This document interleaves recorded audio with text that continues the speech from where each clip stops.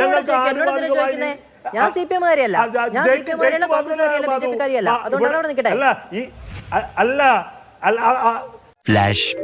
Constable തള്ളിക്കോളൂ.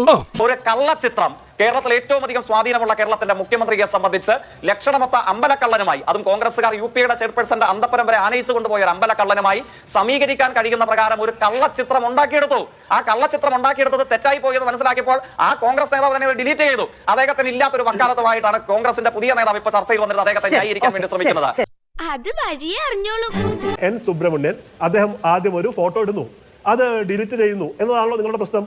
സമാനമായൊരു കാര്യം ജെയ്ക്സി തോമസിന്റെ സുഹൃത്ത് ഇവിടുത്തെ CPM സ്പോക്ക് പേഴ്സൺ ആയ അരുൺകുമാർ ചെയ്തില്ലേ? ശ്രീകുമാർ എന്ന് പറയുന്ന ഈ സ്വർണ്ണക്കൊള്ളയിൽ ഉള്ള പ്രതിസ്ഥാനത്ത് വന്ന ഒരാൾ കോൺഗ്രസിന്റെ മന്ത്രിയായ ശിവകുമാറിന്റെ സഹോദരനാണ് എന്ന് പറഞ്ഞ് ആ പോസ്റ്റ് ഡിലീറ്റ് ചെയ്ത അരുൺകുമാറിനെതിരെ കേസുണ്ടോ? N. സുബ്രഹ്മണ്യനെതിരെ കേസെടുത്ത് ഈ സർക്കാർ അരുൺകുമാറിനെതിരെ കേസെടുത്തിട്ടുണ്ടോ? ദൈവമേ, മൂർഖനെയാണല്ലോ ചവിട്ടിയത്. ജയിക്കിനോട് എനിക്ക് സഹതാപം തോന്നുക.